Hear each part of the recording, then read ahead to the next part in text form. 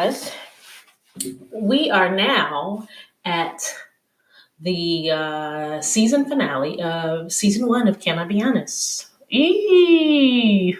Um, uh, okay, let me be completely frank. It's not like I thought this thing out. When I started this podcast, it was just kind of a medium that I had been thinking about for a year prior to this one.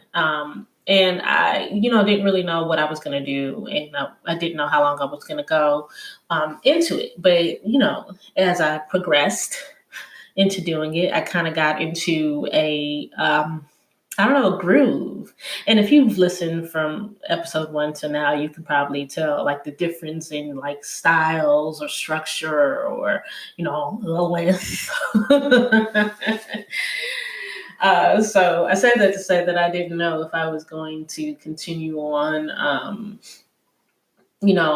straightforward or if I was going to take a break. But I think I've come to a point, a good stopping point, I would think, that warrants a break. One of the things that I am doing for my life personally is giving myself space to operate in my creativity in pockets. Like if you're, a creative or a content builder or something like that, your constant mindset is to always keep going and keep going. And that's fine because, and you know why, you don't want people to forget about you, yada, yada, yada, things like that.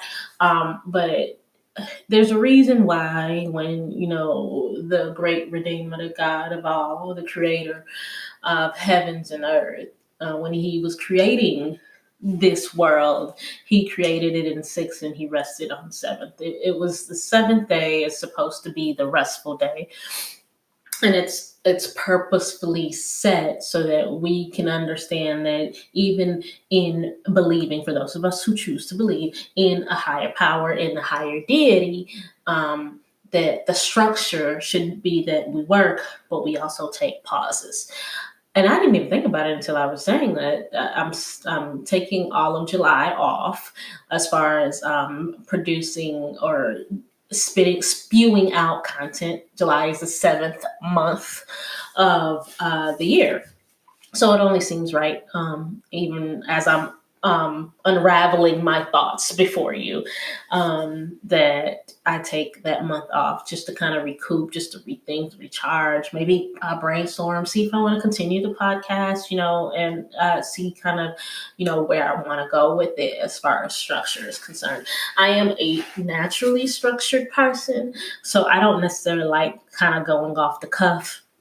But I'm also trying to work on the development of my impromptu speaking. So it requires for me to be able to think, impromptuly. Is that a word? I don't know, but I'm going to use it nonetheless. So I say all that to say that this is going to be the last episode of season 1. And then we shall resume again in August, and hopefully in August. So I suspect in August. I actually like this podcasting thing, so I don't think that I'm going to stop. And it's been fun, and it's been interesting seeing your comments, and interesting seeing some of the retorts, and then just kind of building on that side of me. So that's that. But before I leave you, I kind of want to leave you with some thoughts, right? So in the beginning of me starting this podcast, Corona was a thing, but hadn't really hit as instinctively. So we've gone from the loss of COVID to like Corona to quarantine. I've had birthdays and anniversaries and, children's birthdays to celebrate, canceled trips, I quit my job. And there's just so much that's been kind of going on for the most part. And all I can really think about, I have several thoughts. One, how do I place this in order? I'm just going to go ahead and just talk, right? So one thought that I have is that this has been a complete devastation for a lot of people. And it's not lost on me that people have lost their lives, people have lost sources of income, and that part of me is really sorrowful. Even the Bible tells us that we should mourn with those who mourn, and weep with those who weep, and things in season. So I'm not even going to try to manufacture some sort of thought as to why this is happening. Or although one of my biggest theories is that y'all, and I say y'all, those who voted for him and those who chose not to vote, voted for Trump, and he's incompetent. And while there were structures in place to make sure that something did not manifest into this disease, or it would have less of an effect as it has had on the United States or the world as a whole, that's one thought.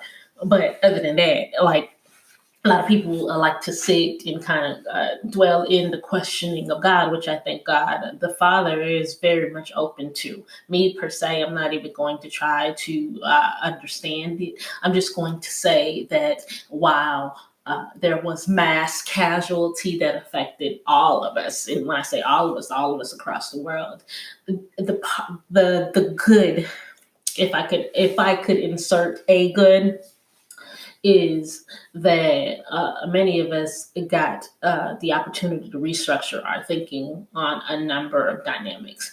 For me, the restructuring. Let me address the things that it was kind of affecting. So obviously, the key thing is that my kid was homeschooled. She was only in kindergarten, but I don't know, it was a lot of work. And so the thought comes to mind about the appreciation for teachers and their works, and also making sure that there's a dynamic in place so that the child is always learning at home. So that's one school of thought. Another thing that was kind of affected and that affected me was church, right? So I'm a minister, for those of you who are not a licensed minister. And I have also a master's degree in Christian ministry from Mercer University. I went to the Atlanta location. And the thought for many was that, oh man, the church is closed. And that this wasn't the school of thought for me. I've always kind of reconciled with the idea that, I could have a foster. It was more important for me to foster an individualized relationship with Christ as opposed to going to the church. But I go to church because I know that I'm a necessity. I'm useful there. Forsake not the fellowship, that kind of thing. But the restructuring of how we thought about church, I would think is at the core. And I know that some people are struggling. Those are the people who are, stomping on the street saying that the church is an essential place, which it is an essential place, but it's not essentially essential for building's sake. You know what I'm saying? And I don't know if I'm going to offend some people, and I'm okay with that. But essentially, I think, and I use the word essentially because that's like my bridging word, so I use it a lot. But my thought is that people were depending on a physical location for their means of finding a spiritual connection, and we've learned that God is not just in a building. In fact, He is more so out in the elements, where we should also be helping to further the gospel for those of us who choose that path. So that's that. Family, right? I am an introvert. I know that most people don't see that part of me, but I am a person who needs to come home and recoup and reset and not speak and not talk and not do anything. And I live with some not so introverted people. They like to talk. They like to involve you in their conversation, that kind of thing. I work things out in my mind. My daughter, my husband, think things out out loud and need you to engage with them. So there was just a lot of getting to know, our family again, if that makes sense. I am not the same person I was when I first got married. Obviously, I'm not the same person when I first gave birth. My daughter's not the same person. She's more matured, things like that. Same thing for my spouse. And the idea of having to relearn your family and the dynamic and where you guys are, and see what your needs are. That is a thought for me too. Also, just kind of what I need as an individual. I understand that my kid and my husband need a certain level of attention from me, and I am responsible for giving them that. At the same core, I had to learn to voice and vocalize directly what I need for them, which is sometimes some space and some time to recoup and a moment to catch my breath, and a moment not to be his wife or her mother, but to be me. Not me, the minister, not me, the podcaster, not me, the influencer that I'm trying to be, not me, some super mega star, mommy, whatever, just me, not social, reading a book, very quiet, watching Instagram feeds, not answering my phone, me. So that's another dynamic that comes to my mind. And just in general, I think that while the situation was not apropos, I don't know if I used that right, but it wasn't the best circumstance to be in. It was a situation for me. One of the other things that I kept seeing a lot, specifically in the beginning of this whole quarantine thing, was like, people saying that if you're not, doing something or being productive or hustling in the middle of this quarantine season, it just means that you were lazy. And I've always disagreed with that. Luckily, these came in the form of memes and people making these posts and things like that. And, when you make one meme, somebody can create another meme and to disavow or disillude, or I'm trying to use big words, but the point is to say something contrary to what was said in the previous post. And that was being said, I was never of the school of thought that let me get one thought out. I was never of the school of thought that if you weren't manufacturing, some sort of, hustle in between in this quarantine season, that you weren't doing enough. In fact, the month before everything kind of shut down, I had been working 26 or 7 days straight. Monday through Saturday for my full-time job. I was working as a minister, serving in a church at that time, and mom and blah blah blah. And for me, I needed just pauses. And I wasn't necessarily even getting that. Yeah, I was home, but I was homeschooling, and then my kid needed some time, and then everybody has their needs. And, specifically for me, it'd be church might need your insider help or whatever. So there wasn't a complete resolve or rest. And yeah, I was able to birth, the Can I Be Honest podcast. I started blogging a little more, and, content building, and, opportunities came my way. But at the same token, I wasn't necessarily resting. And I think the point of this for me, for Yamie, was to absolve myself of the desire to constantly have to go. I think in the beginning of this podcast, when I first started, my thought was, okay, I'm just gonna, look for the next move. And I'm such an anxious person when it comes to that. If I'm not doing something, I feel like I'm not doing enough. That I think for me, God needed me to do something opposite of what I was always doing, which was to rest and to kind of be and to think, and then to move at a much slower pace than I would be normally moving. Some people don't agree, and I understand that. But when you're like me, and 2 years ago I was working 6 jobs, you know what I'm saying? You learn just to not give up what other people are thinking or saying. And it's not something that I'm completely absolved from. I deal with it still, but it is what it is. So I think for me, just kind of learning to listen to my inner, self, and listen to the Holy Spirit, and then, take the things and that I have done and look at them as victories. You know what I'm saying? I survived the last 6 months. For me as a Yamie, I was so worried about, what was going to happen to us financially. And then for anybody who knows me, my bar for being poor, and I know this does not apply to everybody, and please don't take offense to this. This is just for me, is, not being able to have cable. You know what I'm saying? If we got to a place in our household where, we couldn't have cable in the house, that means that, this is not it.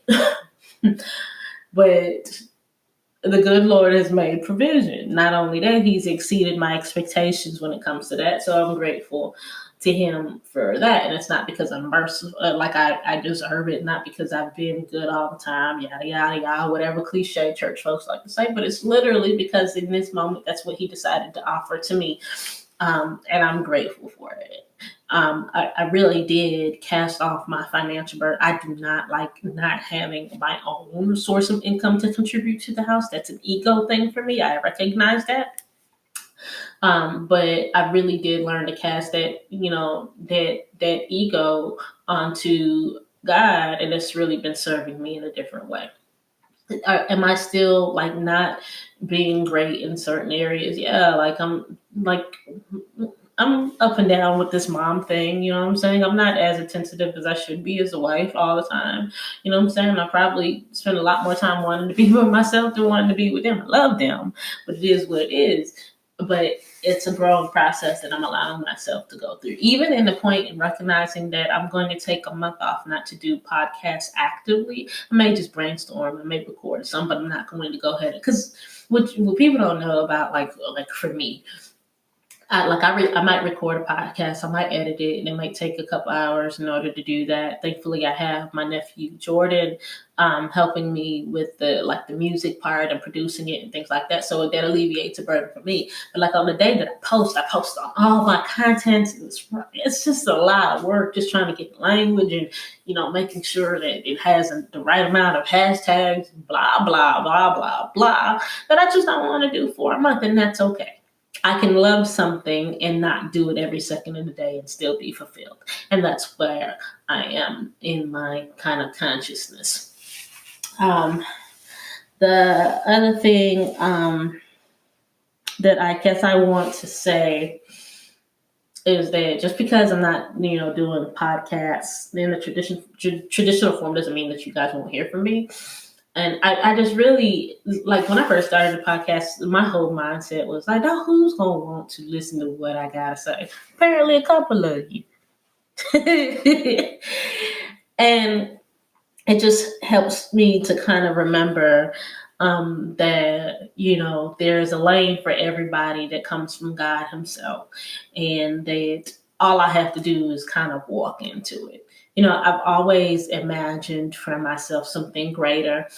I have the discipline to work towards it, but at the same token, sometimes my fear for being great kind of overshadows my desire to pursue something. But, I'm working through that too. This is my Jesus year, my 33rd year of living, and I hope that I've heard some people say, like, why are you calling you Jesus? Jesus died on his 33. I get it. But the symbolism is that Jesus started his ministry when he was in his 30s, when he turned 30 or whatever. And then 33, his destiny was kind of fulfilled, meaning it was like the beginning and the end, right? I'm not going to go in a rabbit hole of thoughts for that, but just kind of walk with me. And I when I'm saying my 33rd year, I'm suggesting that whatever it is, at whatever cost, I'm going to go ahead and put my best foot forward towards it. The same way that Jesus himself did it. Like when people like to talk about Jesus, especially like the part where he died on the cross, for my sins and things, they make it seem so like, he was perfect and he was whole man and whole God, but they forget that he was whole man. So the whole man part comes when like, was it the Garden of Gethsemane, where he's just kind of like, yo, what I don't want to do it. I don't think I want to do this. This is going to be like, rough. And then he kind of circles back and is like, but not by my will. but by your will. And that's kind of where I'm at right now. I know that I'm going to have these doubts, but I'm going to at least put my best foot forward. I'm going to at least try. And that's what I am resolving to do with that. The other part of it too, that when I think about this podcast and just kind of my content and stuff like that, that I've had to remember and I keep in the back of my mind is that everybody is not your audience. I cannot expect that all of my friends or my family is going to tune into stuff that I'm producing, essentially because who I'm supposed to be is geared towards a specific group, and that's okay. That's not problematic. I'm not saying, you know how people say things like passively, like they don't have to support. No, that's not what I mean at all. What I really mean is that I'm producing the content made or geared towards the people who are specifically under my responsibility. That's what I'm focused on. So I'm not trying to make hip and trendy content. I'm not trying to make like the latest fad. I'm really just trying to do what I think is right and what feels good for me. And I hope it materializes into something. You know, nobody does something, or at least as a content creator, you don't do something just so that it can only reach a small pool of people. You want it to explode. But at the same token, I understand that like this is a marathon, and I'm really happy for what, you know, the people that I'm reaching, the people that seem to be affected about it. There's people who are making comments, the people who are sending me DMs and things like that about, you know, what they're seeing, and just kind of I'm getting gassed up from that. So this is not supposed to be a long thing. This is not a goodbye. This is just a see you later. And I hope that you guys, you know, circle back with me when we start up again in a month or so. But for the meantime, thank you so much for riding this journey. For me, it's been a good season 1. I'm super excited. I can't wait to build and grow with you. And I thank you for letting me, you know, kind of speak my piece as honestly as I can. And yeah, so like I said, I think I've talked enough. With that being said, bye-bye.